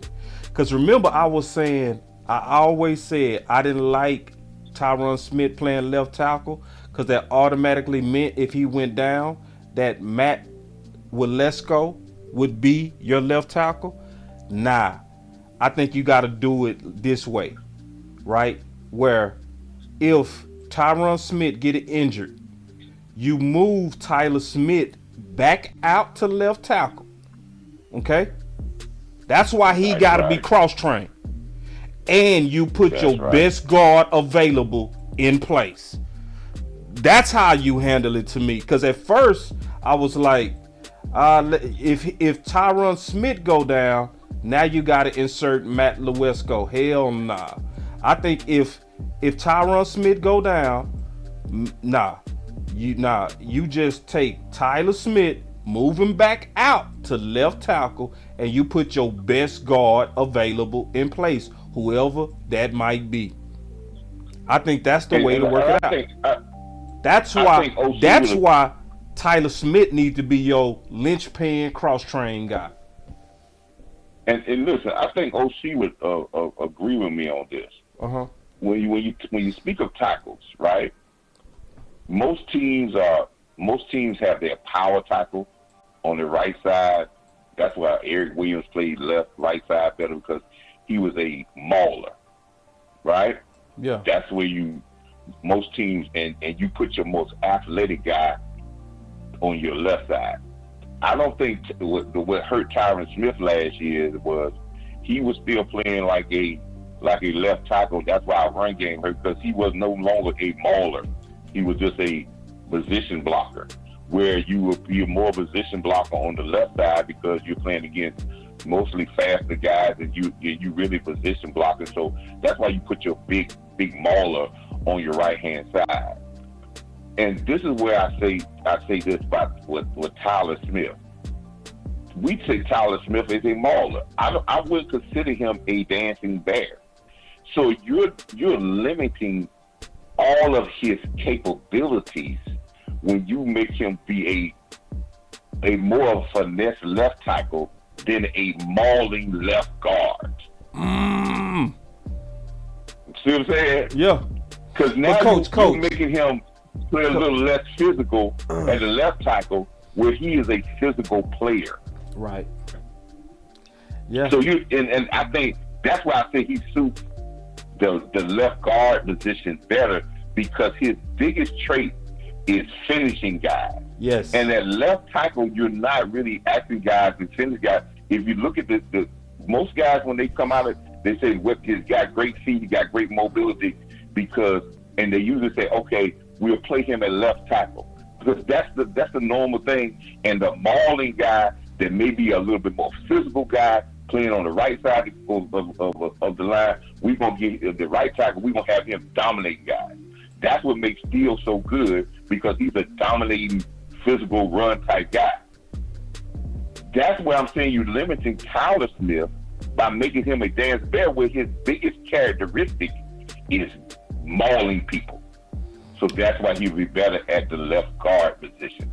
And that's why Tyron Smith would fit better at left tackle, like you said, because at this stage of Tyron Smith's career, he's no longer that guy that's going to finish guys and try to put guys in the dirt. He's a guy that's going to use his finesse, use his hands, use his feet to get in position and wall off guys, but he's going to do it in a great way. But he's more suited for the left tackle position because he's no longer that mauling guy. Yeah. Oh yeah. So that's why I think you would get a better fit with that guy in the middle, because I would love to see Tyler Smith handle those guys and get in that rough physical characteristic. Plus, at left guard, we have seen that Tyler Smith is a very good puller. He's got good feet to pull, and he goes out. He's crushing people on the corners. Yep. So now you're limiting him a little bit when you put him at tackle, because now you're limiting his pulling plays. So that's why I said that he could be a Hall of Famer left guard, but he could be a Pro Bowler left tackle. But I think he could be a Hall of Famer left guard. Right. I would want. So that's what I'm saying. I put it like this, and then I gotta take another call, Coach. We've been on a long time. Yeah. I was gonna say. I would be cool with this. You know, the left tackle, cool with it. Mm-hmm. I would only be cool with it if it's a training camp to where I see Tyler Smith literally playing both and getting reps at both left tackle as well as left guard. He got to be ready at any moment to go back inside or go outside as needed. If they start with this plan, where Tyron Smith is your left tackle, Tyler Smith is I would love it. I would love it. They need to be prepared for Tyron Smith to go down. And let's say if he just get injured, right, which happens, well, you take Tyler Smith, move him back out to left tackle that moment, and you take the best guard, whoever that might be, ball, you just insert him in there. You know what I'm saying? Whoever that might be, you just keep moving. That, to me, that's why, keeping it real, Tyler Smith got to be your most flexible guy on the left side. You know? And that's when I would be absolutely cool with Tyron Smith playing left tackle. Absolutely. I'll be cool with it too. And I'm gonna say this in closing, boss. I know you got to take it again. Let's go back to the Zach Martin career. Zach Martin came into this league as a tackle, but someone found out that he could play tackle, but his greatest quality was mauling people at right guard. And it turned him into being a Hall of Famer. Yeah. And would he have been a Hall of Famer at right tackle? Or when he played in Notre Dame left tackle, he might have been very good, but he's a Hall of Famer guard. And I think Tyler Smith has that same characteristic where he can be a Hall of Famer guard, but a very good, maybe Pro Bowl tackle. Yep. I agree. Appreciate the boss. All right, Coach. Appreciate you. All right. So that was Coach Marv. We still got the call lines open. As y'all can see, I don't rush people. If we talking good ball, I ain't gonna put no clock on you. I just don't work like that. I'm sorry. I don't. It just depends on how good the conversation going. And then y'all know Coach, he brings a lot of good insight. All the time. Just appreciate coaching the community. All right, so check this out. I got a good question right here. I want to address it. He said, so bosses, well, let's go that good, boss? I'm going to be honest, I don't know. The one thing I do like about Wilesco is he has the traits. He has the length that you want to see. One of the most important things that when they ask his coach, his offensive line coach, what's the most important trait? He said length. That's what he said. So he has length in spades. Talking about Matt Wilesco, you know. So, and just keeping it real, Steele had to develop. Some of these guys, we just to be honest, they gonna have to get cooked before they get better. I know we don't like the patience. I know we don't have the patience to see these guys get cooked before they get good. But some of these guys, they get good after they get cooked. It's just what it is, you know? So if there's any place I would want Matt to start getting his first cooking, it'll be on the right. And the only way you can keep him on the right, if he was to have to play, is you gotta have a flexible Tyler Smith. He is truly the linchpin of it all. Yep, Tyler Smith is the linchpin of it all. Because this would be ugly. If you had T. Smith go down, right? He's in the injured box. Now, he playing your left? Oh my God. No, nobody wants that. No. Nobody should want that. Just in my opinion. If any place, I want you protecting Dak from the right, not the left, because the left is Dak's blind spot. He can't see when pressure coming from the left based on being a right-hand quarterback. So you want him protecting Dak from the right. So if he get beat, Dak has a better chance of seeing the pressure coming. What's up, Pastor? What's going on, boss? How you doing? I'm doing good, man. I'm doing good. Enjoying the show, man. And I always love this offensive line talk, man. I just got the sense, man, this all gonna work itself out, man. Yeah, you think so? The main, yeah, I really do, man. It's Terence Steele injury that is kind of slowing and shaking everything up, because if he was healthy, it would be no question. Right.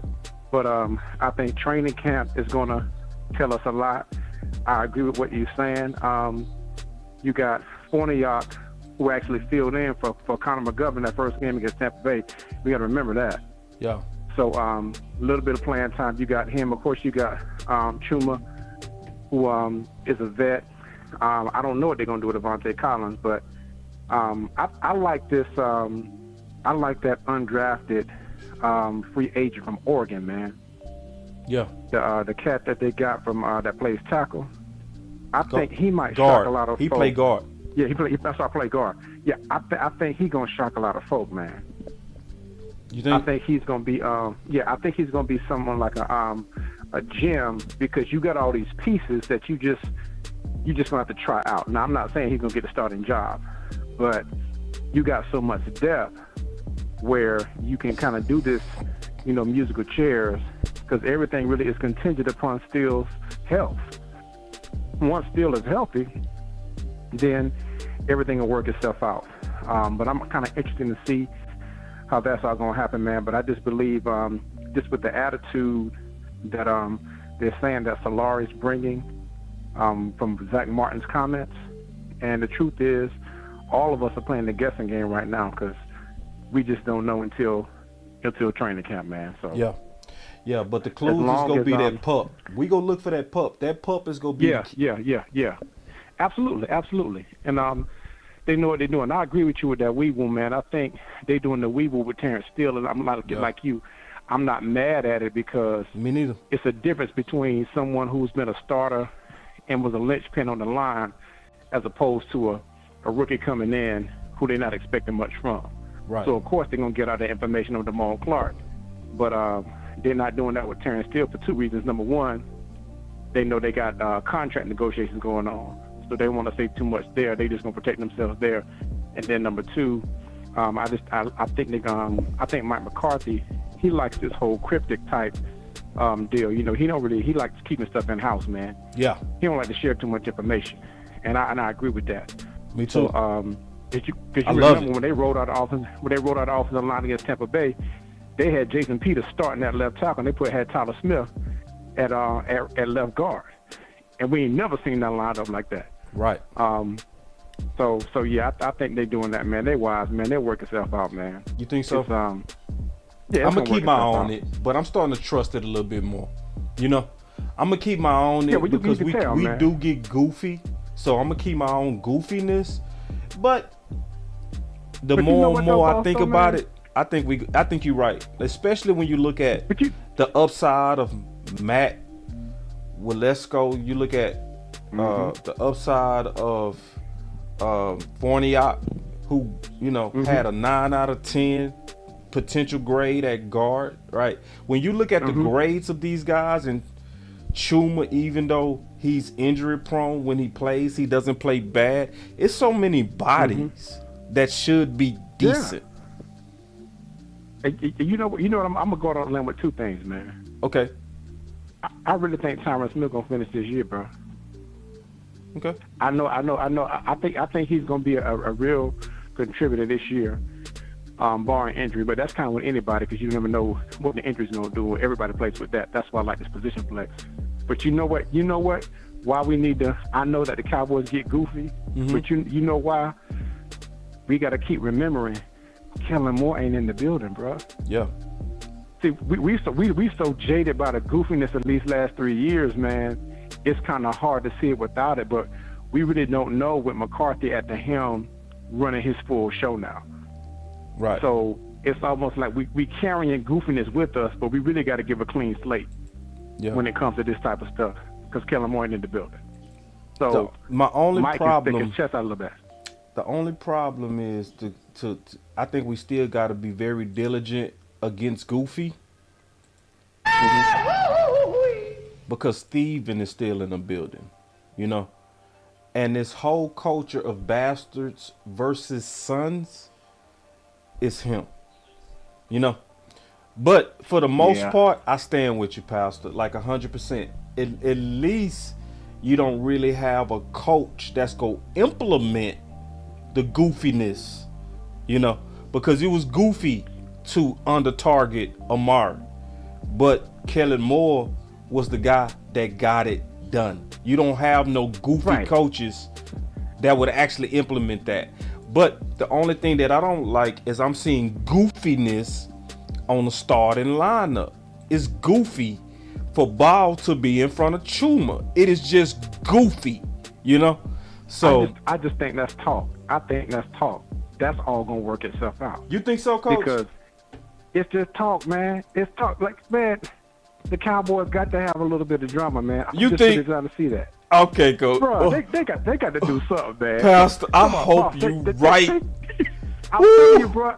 We got to keep. That's the one thing I don't like about the organization, but they got to keep the drama going and the guessing game going, because that keeps them in the headlines. This is all a part of it. All right. It's all a part of it. I hope that is just drama. And Stevens' goofiness is not with personnel. It's when time for folk to come to get paid. Because when they come down to the X's and O's, see, he could do that goofiness with Kellen Moore. He can't do that with Mike McCarthy. McCarthy got pedigree. He can't do that. That's one. Well, he can't. Well. Mike McCarthy got pedigree. He can't do it. I don't know. Mike McCarthy got look. It sounds Mike good. Be like, look. But see, we all know, man. Coach. I mean, Pastor. Go ahead, bro. We knew last year that Collins was better than Ball. Who came out the first, Pastor? But no, I'm with you. But Kellen Moore was in the building. Okay. You see what I'm saying? All right. You know what I'm saying? All right. Okay. I'm gonna keep my eyes on the coach. I'm gonna watch it real close, cause see that's gonna tell me a lot. I'm gonna be watching those reps very close, and I'm gonna be looking at these Twitter reports of who the starting lineups, cause that's gonna tell me if we still got Goofy in the building. You right though, it's gonna be way less Goofy without Kellen Moore, but I'm still afraid of Goofy. I am. Yeah, and that's history. Coming to play along with stuff, which is obvious and is to be expected. But I'm telling you, man, it's a lot, because you got to remember, Mike was playing the long game, so he gonna go along with the goofiness, because he know that's hanging Kellen Moore out to dry. Yeah, he was like, okay, we go with this goofiness. Now that it ain't working, now he's not gonna go with it. He was playing it to get him out the building. Because here's the thing, if the goofiness was so cool, and it was still going on with Steven, Kellen Moore still would have been there, bro. Let's think about that. Kellen Moore would not be gone if that goofiness was that strong. Yeah. But Mike stood up and said no, because they're 2 chances and they couldn't get by San Francisco, and it was all because of the offense. Yeah. So Mike was going to play it cool so Kellen Moore can show himself and show his hand that he couldn't get it done because he's really not qualified. He went from being an injured backup to being an OC. Yeah. I'm sorry, quarterback coach 1 year to being an OC. Yeah, you ain't pay your dues, man. You ain't pay your dues. This was training camp for him, man. Yeah, at the expense of us going 12, and at the expense of us doing that, we still went 12-5. So you can't, and we should have been 14-3 easily without Jacksonville and Green Bay easily. So watch what Mike McCarthy do this year, bro. All right, watch it. All right, I'm gonna keep my eye on that guard, but I sure appreciate it, Pastor, as always. Yeah, man, always, man. You be blessed, man. You too. Pastor, I always bring that funk. But this is a very good conversation. And real quick, y'all let me know what y'all think of this little illustration right here. Because I can do this more. Let me know if y'all like the activism of what we got. Because, see, we can use this more. I got you on the super chat, Coach. We can use this more. Y'all let me know if y'all like this, because see, when we have this conversation, now we can make it live, so when we take these calls, we can just play with it. Let me take Coach super chat real quick. We got Coach, we got you. Hold on real quick, let me take one more call. What's up, Coach? Hey, boss, how you doing, sir? Can you hear me? Yeah, I can hear you. Give me 1 second. Give me 1 second real quick. Let me read Coach super chat. He said the other key would be if Steele gets his contract before training camp. How is that a key, Coach? I explain that to me. Because if he get his contract before training camp, I think the pup list is the real thing. But let me know. I want to know how. But yeah, what's up, Coach? What's going on? Doing good. I had to call in. Are you on Bluetooth? Because it's a lot of feedback. Yeah. Hold on. Yeah, you might have to put it on your Can you hear me now? Yeah, you sound much better. You was trying to be too fly. You had the Bluetooth going, man. You was rolling on it. But I killed your whole chill. Your whole chill. You thought you was gonna be driving and talking. You thought you was getting ready to be just. Go ahead. No, go ahead. For real. But now, what I want you to think about is you got to think about the NFC. The two best left tackles are who? Trent Williams and the tackle from the Philadelphia Eagles. Both of them guys are power left tackles. He has switched. You're right. Usually your power tackles are on the right side. But the two best running teams in NFC, they power tackles on the left side. So guess what the Cowboys doing? The same thing. Tyler Smith is our best power tackle that we got on the team, strength-wise. And so it would make sense that if you're trying to be the best, you mimic the best. Okay. So you want Tyler Smith at left tackle? Am I hearing you right? No. I'm just reading the tea leaves. Gotcha. If the two best running teams in the NFC, who you have to see, if you're trying to get out of the NFC, if they power tackles are on the left side, which makes sense, because guess what? Like you just explained, you made my point. The speed rushers are usually going against the left tackle. Yeah. So I'm going to flip it on you. I'm going to have my power guys swallow you up. I hate to say it, one of Michael Parsons' worst film was when Troy Williams put them hands on him in the NFC playoff game. We all saw the tape. And so what Dan Quinn do? He was smart. He moved him to the right side. He went to work on him. So both Philadelphia and San Francisco have realized, hey, if you want to put these small speed rushes on the left side, I'm going to get these power tackles and move to the left side. See, they playing chess while everybody else playing checkers. And the Cowboys doing the same thing. So if you look at it, Tyler is eating up these small DNs on the run game. It's just on film.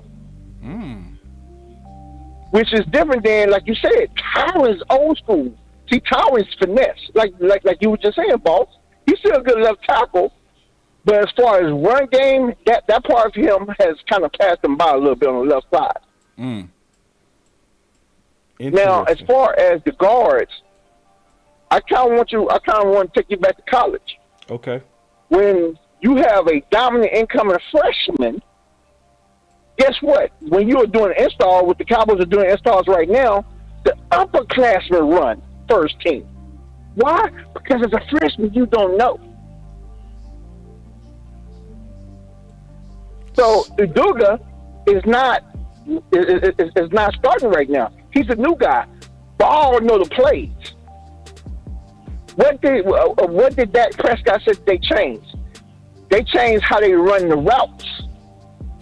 Ball, if he was going to be a son, which was a 4th round pick versus the 7th round pick, he would have started left guard. Formula is starting left guard. Yeah, I'm at right guard. So to me, it's not son versus it's son versus son. And the Cowboys telling you right now, Warnock is beating Ball as left guard. Why? Because both of them been with the Cowboys the same amount of time. So they really wanted the 4th round pick. Wait. So no, because you're an offensive line coach, so maybe you talking me off the ledge. I'm really trying to hear you out. So you telling me that a first-time guard, you feel good starting him over a guy that actually played guard in the league? Yes, because this is boss. This is install. You're installing. We're not in pass yet. No, I hear you, but hold on. You with the Kimball, I with the Carter, right? Mm-hmm. I don't care if it was a walkthrough. Who walked out there first meant something to you and me, true or not? It does. It really does. So what you're doing, you telling me that can happen is the person messing up the play. I don't care how good you are. I need you to know the play in and out. But see, this the thing. This offense is new. Ain't they all on the same page? Yeah, they go keep some of it. But think about it. They doing installs. We do not know where they're at in the install. If they're still in, the Cowboys, both McCarthy and Dak and everybody else have said we're still running some of our same plays from last year. Yeah, some of it. He did. But and see, so we don't also, know what part of the install they in. Because this is the part. Even on install, this is why I suspect. Because I don't know. This is why I suspect politics. Because there's nothing physical going on right now. It is teaching. It is more walkthroughs. If it's politics, then the 4th round pick would have started at left guard, not the 7th round. So hold on, wait. No. Because see, the politics to me is not the 2 sons. Because the 2 sons are out there. The politics to me is between Chuma and Ball, just like it was politics last year between Collins and Ball. I don't think that politics has ceased in Dallas. I don't. I'm sorry. So this is what I can say. Okay. One thing we do know is that Chuma has an executive in the room fighting for him. Will McClay. We know that for a fact. Right. That's something that our boy Collins really didn't have. Will have said many times publicly that that's his boy. But still, Collins didn't need Will McClay as an advocate. The film was his advocate. I hear you. Like, that's basically saying we still political. We can bet poverty. I'm telling you, when the pass come on in training camp, that Adoga and Farnock is going to be the first 2 people up. Okay. Not Ball. All right. Okay. What you want to bet on that? What you want to bet? hey, it's you know me. No. Let's do this. Let's do this. Let's bet a rib sandwich from Smokey Joe's. Can we do that? Come on now. That's what I'm talking about. I'm for real too, Q. We gonna make this bet. Hey, listen. You know I keep my promises. I know you do. I know. Yeah, I know. We go. Yeah, this is our bet. I'm telling you right now, the person that's gonna get all the snaps is gonna be Ball. They gonna do everything in their power to start Ball over Chuma. Even though Chuma is Will McClay's pet cat, I would bet that. And then the last thing is Steele. Okay. People got to also remember, when you get injured, you lose weight. I'm pretty sure the OC talked about this. No. That when you get injured, you usually lose weight to kind of help with that recovery. Okay. That's one thing. I saw somebody say that in the chat. I saw somebody say that in the chat that basically him losing weight is more so about him trying to recover more so than preparing for right tackle. But Michael Gelker was saying that he's preparing for right tackle. But go ahead. But that's a good point, though. I'm glad you kind of giving some pushback on it. That's some good pushback. And then for some of the people who think that Steele can't play left tackle, to be honest with you, Steele is our most athletic tackle. Yeah. If anybody you wanted to play left tackle, it would be him. Yeah. And I think you have said it best. They didn't give him an opportunity with the practice at left tackle. No, they threw him out there. Yeah. Yeah. And people got to realize, I know everybody, the game that's in everybody's minds is the Denver game. Yep. Guess what? Yeah. Mm-hmm. He didn't get beat on speed. He got beat on power. Yeah. Yeah. And we all know that power is his kryptonite. Yeah. And that was the year year before he had, as Boss Lombardi said, the off-season peanut butter. He hadn't had that weightlifting program yet. Yeah. But he got beat up like that. OC also talk about the spatial awareness is different between right and left. You know what I mean? Fact. So, like being able to anchor down for power is different on the right than it is for left. And it take a while to get that feel down. You know what I'm saying? So, yeah. Good points, man. I'm glad you called in on this too, because I'm talking about politics this week. I got a whole show I'm gonna do on politics. But you gave some angles on it that I'm gonna consider. And I also too, if it is politics, guess what? If it's politics for sure, Barnock is not going to play. Know why? Because he's the replacement for Tyler. I'm not going to let the league take my other center, who might be cheaper than the Pro Bowl center that I got. You talking about for Tyler Biadasz? I got you. Okay. Yep. That's politics. And the Cowboys have done it before, unfortunately.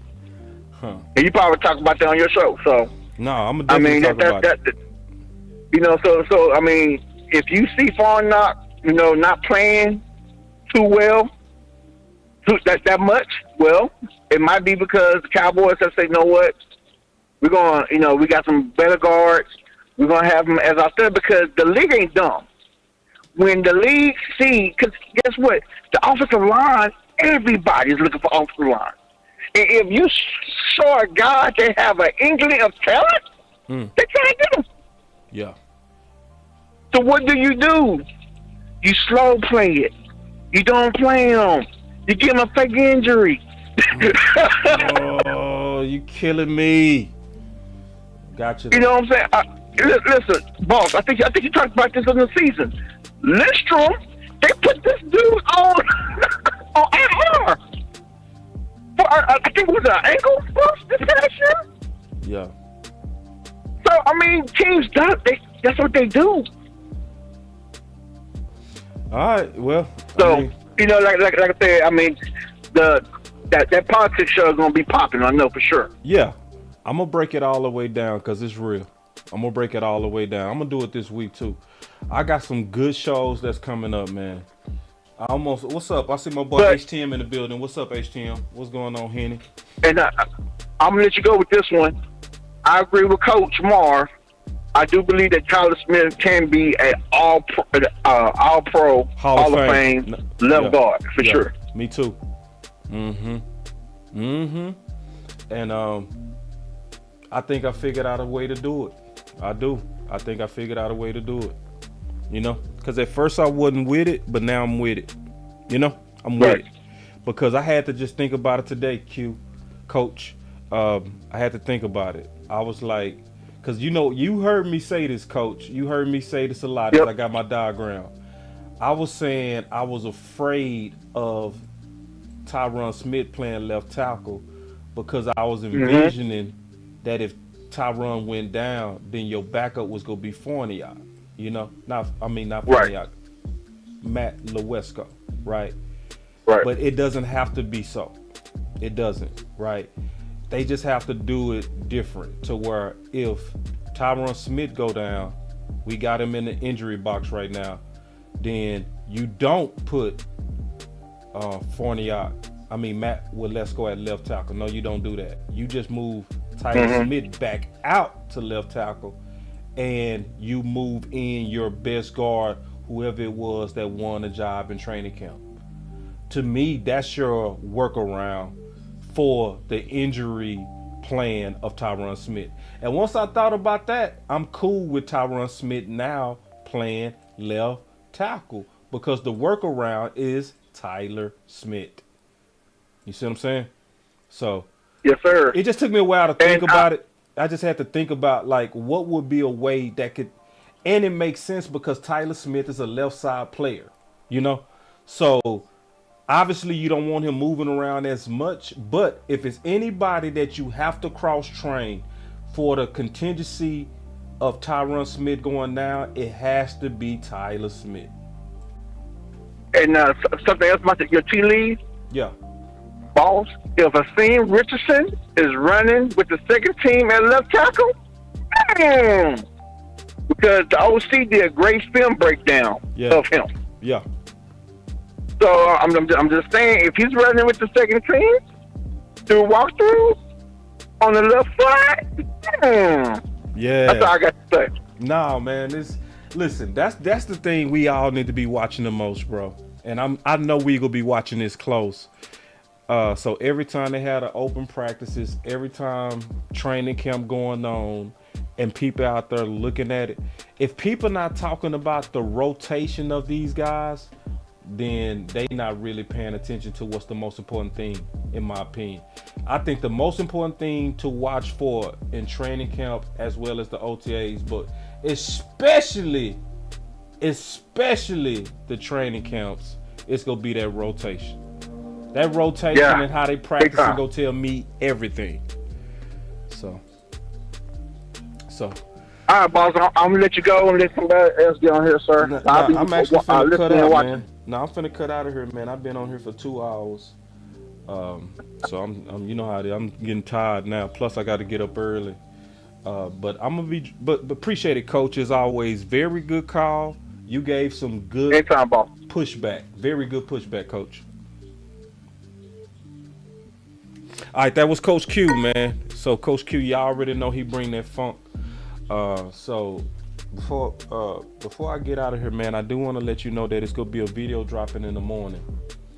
Where the OC also got some separate thoughts on Terence Steele that's outside of what I'm talking about. So his video is dropping in the morning, so around 8-ish in the morning. So everybody, you always should want to hear from the OC on offensive line, because I think he's one of the best for sure in terms of his nuance and breaking it down, his attention to detail, and for the most part, and the most important thing that I admire about the OC more than anything, you know, he gonna tell you what he feel. He speak his mind. See, that's one thing that I love about the OC. He speak his mind. Bringing real back. He be speaking his mind. That boy with the shit. See, because I trust people like that, to where people, you know, he's one of them dudes all day. If he ain't feeling it, he'll stand alone. That's where me and him have the exact same spirit. If he not feeling it, he was stand by himself and say, nah, I ain't feeling it. You know, because he was very early talking about replacing Tyron Smith. He was saying this 2 years ago. You know, he was, you know, and he know Tyron Smith. That's another thing. You know what I mean? So he say what he think, even if he know you. Bringing real back. He be speaking his mind. That boy with the shit. So, you know, people like that you can trust, man. You know? Real talk. Bringing real back. He be speaking his mind. That boy with the shit. So y'all make sure y'all take a look at that in the morning, because that's going to be dropping. Also, a video that's doing very well, if you haven't checked it out yet. Oh, you say Queen trying to call? Queen, I'm going to have to take that call next time. I'm tired. I'm sorry, Queen. I'll take that call next time. I'm just tired. I've been doing this for 2 hours and I've been working all day. So, but Queen, I promise you, let me see. What's your area code, Queen? So I'll make sure you one of the first calls tomorrow. I see it, the 910. When we do a show tomorrow, I'll make sure I call you, Queen. Okay? Yeah. Yeah. So, yeah, you'll be one of my first calls, Queen. I did Coach Marv like that the other day, where he called in at the end, and he wanted to get in, and I had to postpone it because I was tired on him. But then he was my first call the next day. So I always try to be fair on how these calls come in. You know, so yeah, I get to y'all as they come in, but I'm just getting tired, y'all, and I'm not gonna keep pushing. And I gotta get up. Unless you go get up and work for me, y'all go get up and work for me. Y'all go, or you can give me some money for tomorrow, and I keep talking. If you give me, I tell you what, if you give me all the money I'm gonna make tomorrow, I keep going. I keep going. Y'all go pay me for my time. Because if you go pay me for my time, I keep talking. I keep taking calls. But if you're not, I'm finna go. And I'll call you on the next show. But I got your number, Queen, and I got everybody else that I missed calls. I'll start with y'all. That's what I'm gonna do. I'm gonna start with the 910 number. I think that's you, Queen, and then we'll go from there. But y'all make sure y'all also check out this video, because this video is doing well. It's something that a lot of people not talking about. Yeah, on Pick Your Poison, right? So with these cornerbacks, you know. So yeah, so y'all make sure y'all check that out. You know, that's a good video to where a lot of people not talking about the ball skills that's in our cornerback room. A lot of the mainstream media are ignoring it. Well, I ain't ignoring it. I'll put it all the way out there. You know what I'm saying? So y'all go check that video out as well. But most importantly, the video that's going to be dropping in the morning. Plus, I'm going to be likely doing about 2 live shows. Plus, we got the final word. So, you know, I got y'all. You know, I'll be back tomorrow. You know, for those, I see y'all in the chat talking about shaking my head and all of that. I mean, unless you go sleep for me, you know what I'm saying? Y'all go sleep for me. Y'all go wake up at 3 in the morning for me. Then I don't see why people shaking their head. I don't get it. Y'all just don't get it. I don't get shaking your head unless you go get up for me. If you ain't go get up for me and make this money, then I don't see why people shaking their head over me taking calls when I said that I'm gonna call people on the next one. I don't even know where people actually call y'all. Where do people call y'all at? I want to know what show call y'all. That's what I want to know. What show call y'all? Well, I'm seeing I'm being judged in the chat. What show calls you? Tell me. Put it in the chat. I want to know. What show calls you? Oh, I ain't think so. I know it ain't no shows that call you. Boss Cowboy Sports. Shit. Speaking my mind. Boss Cowboy Sports, where your voice matters. Bringing real back. He be speaking his mind. That boy with the shit. Let's get it. Let's get it. Oh, let's go. Run it up. Run it up, run it up. Let's get it. Another one. We got. It ain't messed up, Queen. I said I was gonna call you. I don't know what you talking about. Yeah. If I say I'm gonna call y'all, I'm like, God damn. Cowboy Sports. Ain't nobody else gonna call you. Let's get it, man. I'm out.